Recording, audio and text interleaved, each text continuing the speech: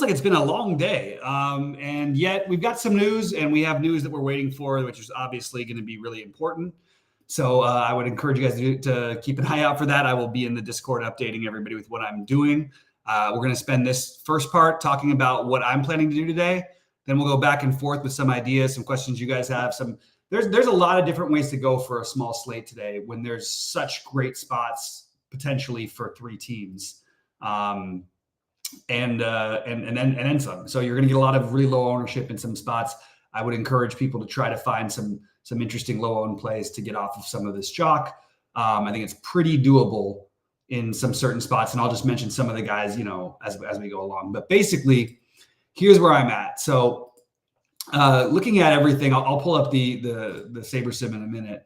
I'm playing like one big lineup on each site, but then I'm playing a bunch of other smaller stuff on DraftKings. I'm spreading out a lot of different stuff, but the main thing I'm having is I will have Şengün or Jalen Green probably in all my lineups. I will have Cam Whitmore, or I just believe in this matchup.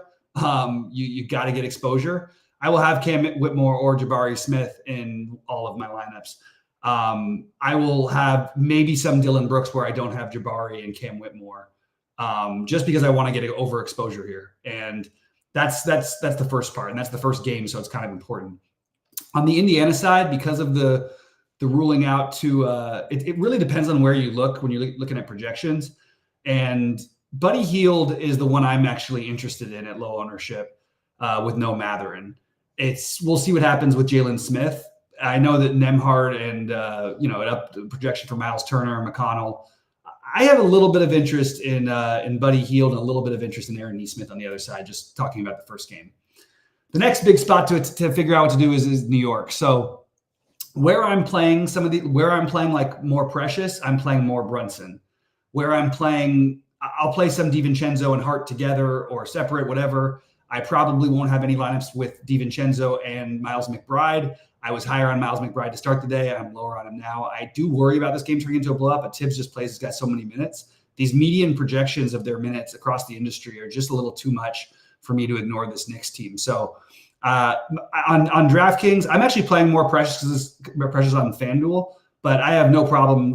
I think he's a good play on both sites, as is Hartenstein. I don't feel like I need Jalen Brunson as much on DraftKings because I like Luka and Shea. But I think it's okay either way on either side. I do have my big buy-in on FanDuel and basically nothing on DraftKings. DiVincenzo, I'm probably going to be a little like probably right near the field on these guys. Maybe a little bit below on Josh Hart. Maybe that's pretty much near the field. But you're definitely taking the whole starting five, and probably playing a decent amount of them. And we don't have any starting lineups yet, so we'll figure that out as they come up, because it's going to be important for some of these other games. Luka, legit questionable. Kyrie with the revenge in Brooklyn on a back-to-back. If Luka's out, I'm just going to suck it up and do it. It will probably really bring other guys like Tim Hardaway Jr. into the mix. I think if Jaden Hardy was a little cheaper, we could go there. But just sort of going through the games. You know what? I didn't do it. I did not share my screen while I was doing this. Appreciate the kind words, whoever that is. Sorry, I'm just trying to get my screen share here going. But I'm just going through game by game and saying sort of what I'm doing here, and then I'm happy to answer any questions and go through everything in the comments and go back and forth with you guys, because there's a lot of different plays. And if there's any news, please let me know. I'm trying to keep it notified as well, but every now and then you guys will find out because I'm looking just at you guys and at my other screen. All right, so we'll see about the Luka thing. If Luka does play, I love Luka. I also do like Kyrie. So I think either one of them, probably going to end up with one of them in a decent portion of my lineups.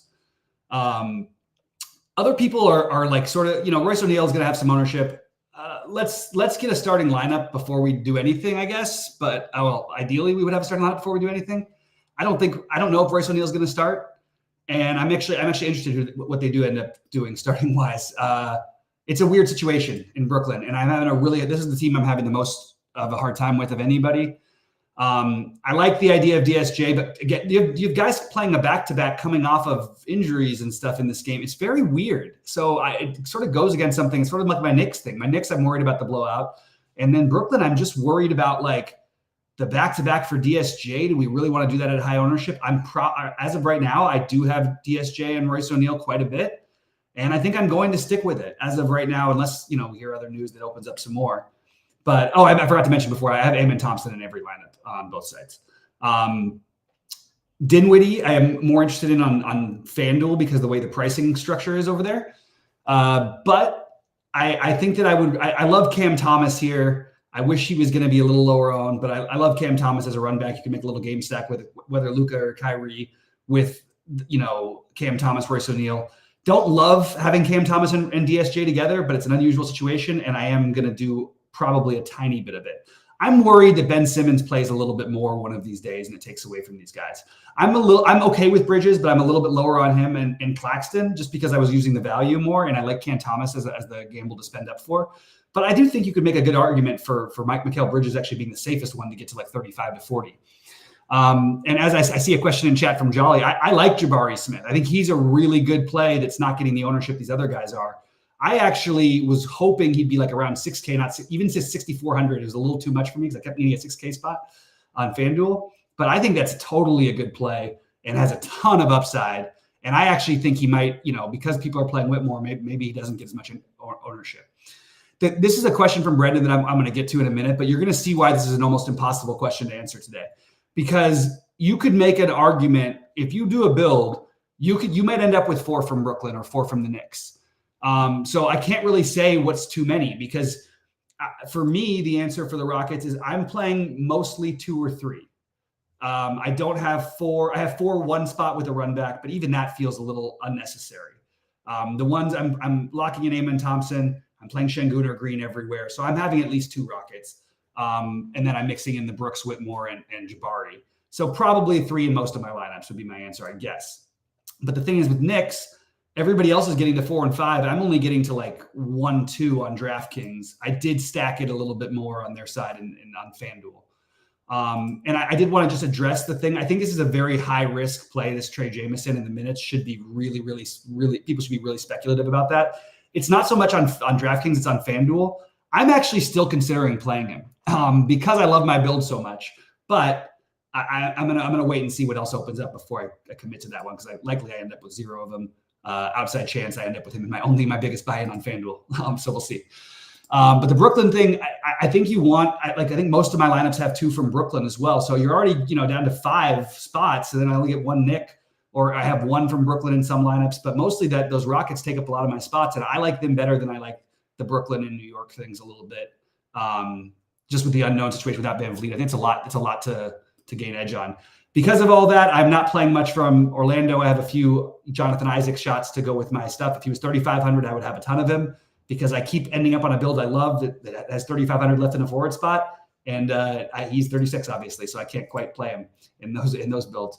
I think that the sneakiest upside play that no one will have is Jimmy Butler. This is a really important game. These teams are fighting for the regular. I know it's there's a long ways to go, and every game it doesn't really matter. Whatever, they're playing for the seeding, and they're basically 7-8 right now.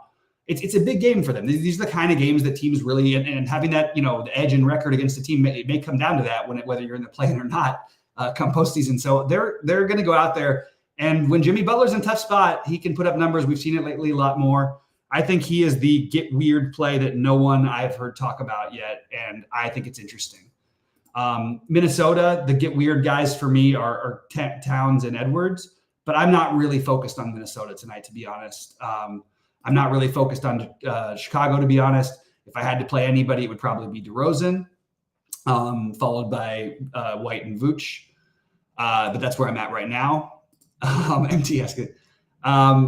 OKC side of everything, I'm sort of surprised by the Giddey projection. Just feels like it's a little higher than I would have thought. That's it. Don't know still about Jalen Williams, Cason Wallace, Micic, and Jalen Williams. I don't think it's enough to postpone, but it does make Andrew Wiggins enough of a skeptical play for me to take a shot on. Because if some combination of 3 of those guys are out, we could see a lot more Aaron Wiggins. He's played actually well in his minutes lately, and he will play a lot of minutes. He can be unproductive. It's a great matchup, though, and he should walk his way into fantasy points. He's a play that I'm using as a little bit of a sneaky one tonight. again, don't love it, but it's something I'm considering. THT back, I'm just going to avoid it. I understand there might be a really good argument to play some of them tonight. I'm not getting there, and because of it, I'm not really getting to much from here. I have some of my earlier builds had Sexton and Clarkson.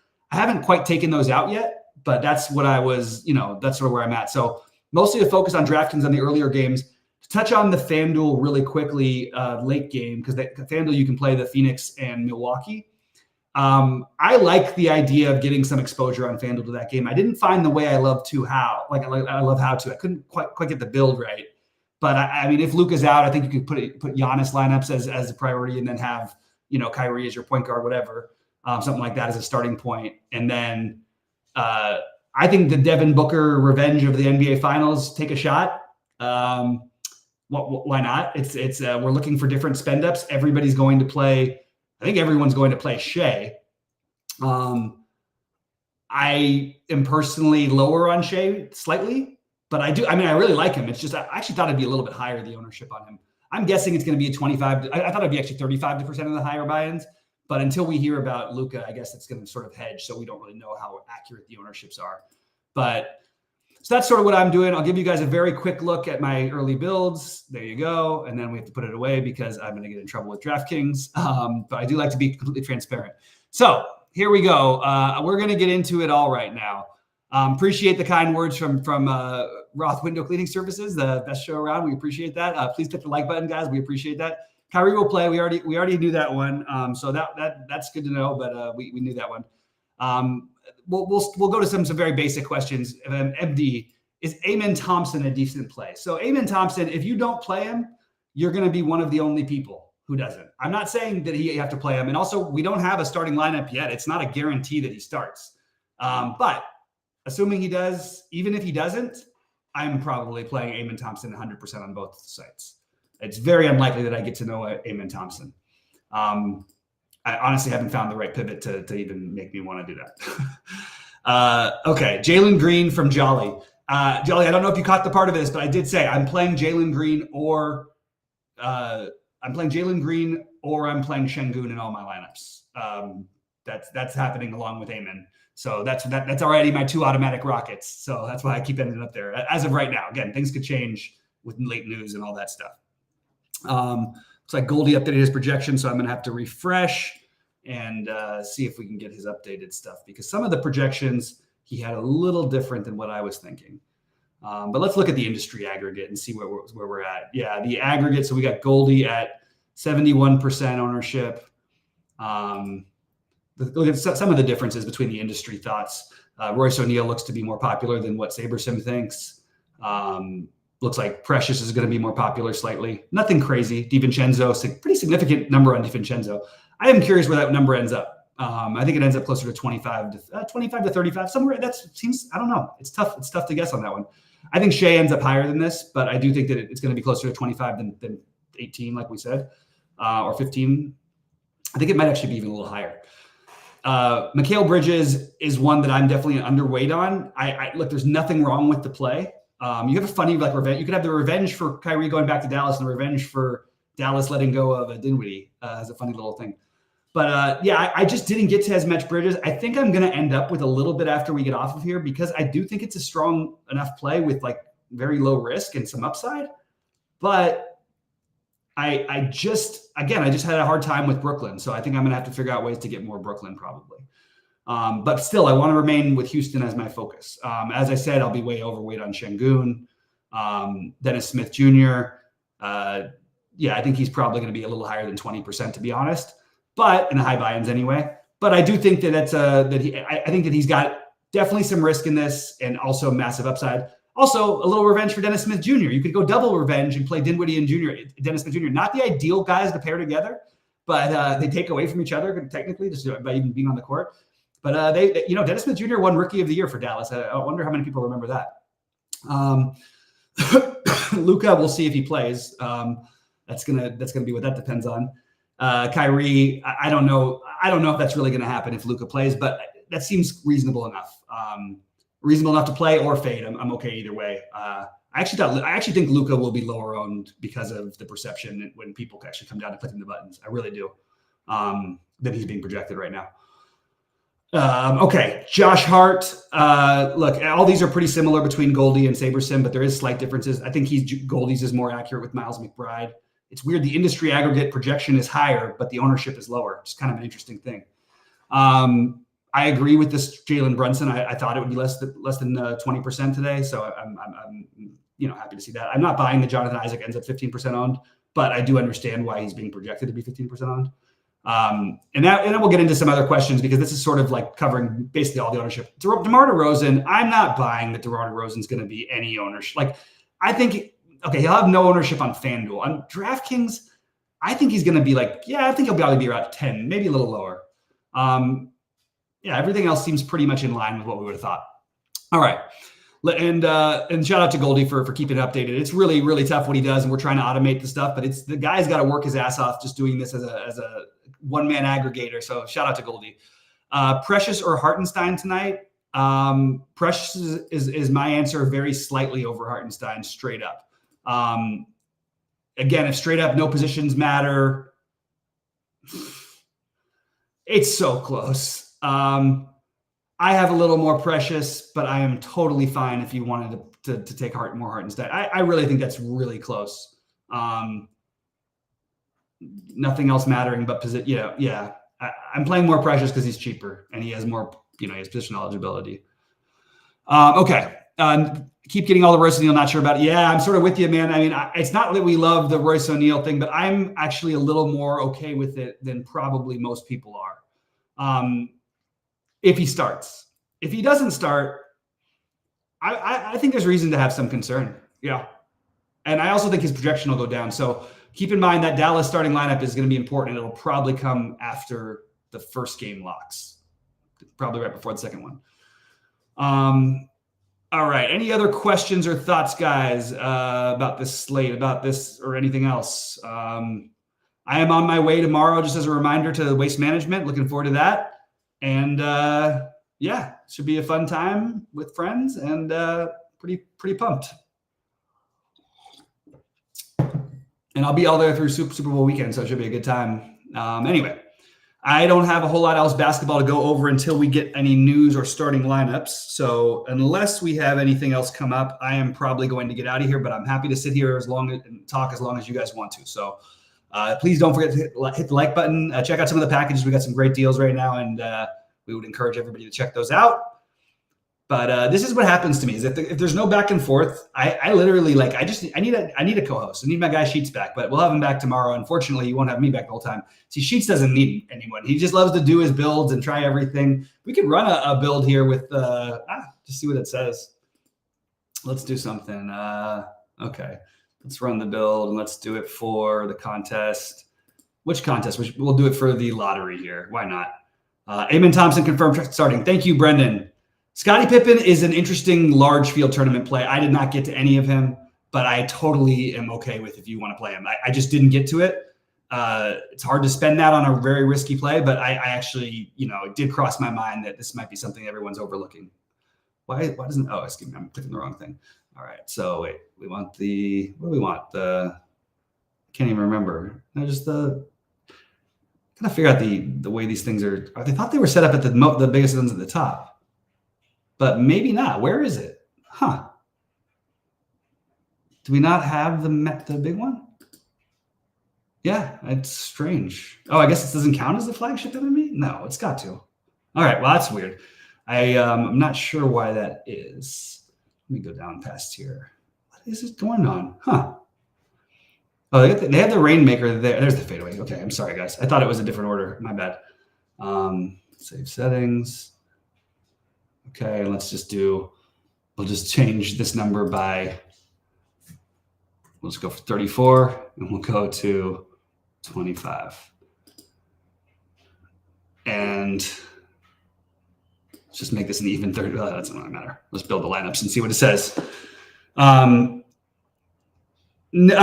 good question. I have basically as much of Jabari Smith as Cam Whitmore right now. So that's the only thing. It's close. I don't think you're choosing between Amon and Thompson and Whitmore. Like I said, Jolly, you know my answer because I just said it 100 times in the show. I am playing, you don't have to. I'm playing Eamon Thompson in every lineup. I'm not going to leave him not in some lineups.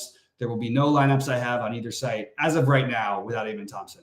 If some pieces of injury news hit that made a big enough difference, maybe on FanDuel I would get off of it, but I am not as of right now choosing to do that. So I'm not deciding between those two. It's Eamon Thompson. That's what I'm doing no matter what.